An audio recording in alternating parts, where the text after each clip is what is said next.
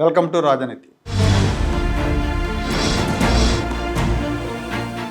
బీహార్ ముఖ్యమంత్రి నితీష్ కుమార్ రాజ్యసభకు వెళ్తున్నారు. బీహార్లో 4 నెలల క్రితమే అసెంబ్లీ ఎన్నికలు జరిగినాయి. ఎన్డీఏ కూటమి అధికారాన్ని నిలబెట్టుకుంది.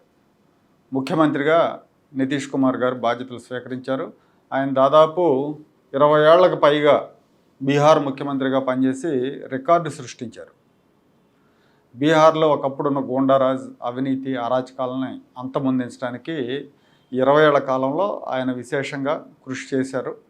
బీహార్ మీద ఉన్న చెడ్డ పేరుని తొలగించే ప్రయత్నం చేశారు. మొన్నటికి మొన్న ప్రభుత్వాన్ని ఏర్పాటు చేశారు. అంతా 4 నెలలు కాలేదు. ఇప్పుడు అకస్మాత్తుగా నితీష్ కుమార్ ఈ నిర్ణయం తీసుకోవడం అందరినీ కూడా ఆశ్చర్యానికి గురి చేసింది. జాతీయ రాజకీయాల్లోకి వెళ్ళడం ద్వారా బీహార్ని బీజేపీ చేతిలో పెట్టారు అని రాజకీయ పరిశీలకులు అభిప్రాయపడుతున్నారు.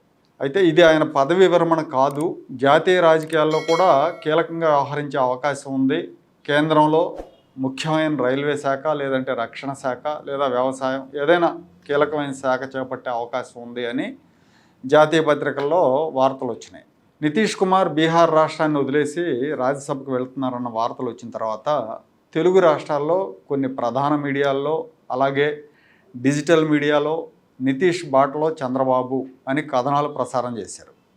నితీష్ కుమార్ లాగే ఏపీ సీఎం చంద్రబాబు కూడా కేంద్రానికి వెళ్తారని, ఆయనకు ఉప ప్రధానమంత్రి పదవి ఇస్తారని, రాష్ట్రంలో లోకేష్ సీఎం అవుతారు అని వార్తా కథనాలు రాస్తున్నారు. చాలా కాలంగా ఇలాంటి ఊహాగానాలు నడుస్తూనే ఉన్నాయి.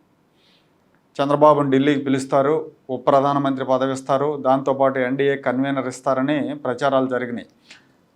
ఎన్డీఏ అధికారంలోకి వచ్చిన తర్వాత నుంచి ఇది జరుగుతూనే ఉంది. ఆయనకి జాతీయ స్థాయిలో గతంలో మంచి పరిచయాలు ఉన్నాయి, కింగ్ మేకర్గా పేరుంది. ఎన్డీఏ కొంచెం గతంలో కంటే బలం తగ్గింది కాబట్టి అన్ని పార్టీ నాయకులతోటి స్నేహ సంబంధాలు ఉన్న చంద్రబాబుని జాతీయ రాజకీయాల్లో వాడుకునే యోచనలో బీజేపీ ఉందని చాలామంది వార్తలు రాశారు. అదే జరిగితే ఆంధ్రాలో లోకేష్ సీఎం అవుతారన్న ప్రచారం చేశారు. అయితే ఇవన్నీ కూడా ఒట్టి ప్రచారాలే. అలాంటి ఆలోచన ఏదీ లేదు అని తెలుగుదేశం నాయకత్వం స్పష్టంగా చెప్తా ఉంది.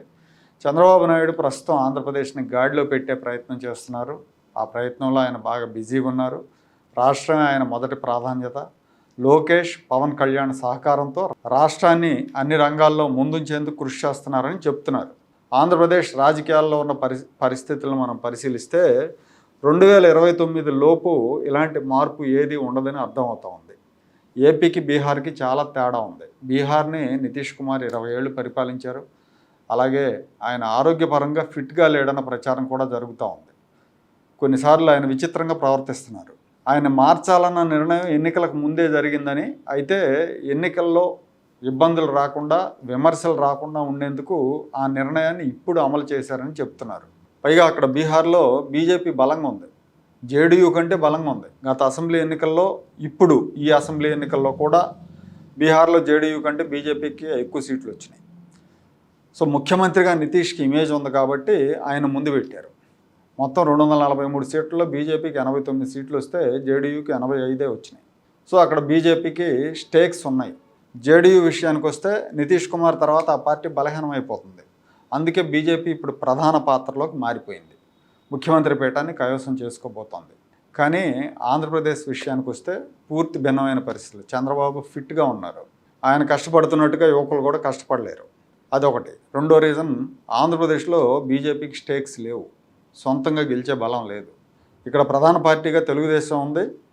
బీజేపీ గెలవాలంటే ఎన్నికల్లో తెలుగుదేశం మీద ఆధారపడాల్సిన పరిస్థితి ఉంది. సో అదీగాక జగన్మోహన్ రెడ్డి విధ్వంసకర పాలన వల్ల దెబ్బతిన్న రాష్ట్రాన్ని చంద్రబాబు డెవలప్ చేస్తాడనే నమ్మకంతో జనం ఆయన గెలిపించారు. ఆ బాధ్యతను ఆయన మీద పెట్టారు.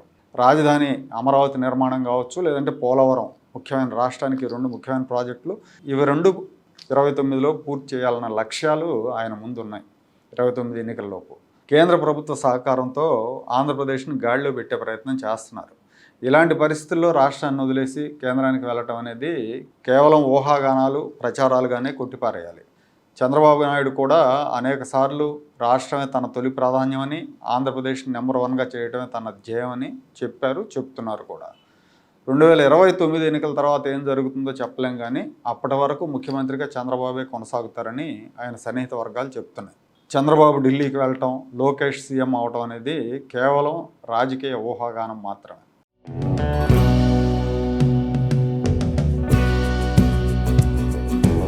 Like, share and subscribe to Rajaniti channel.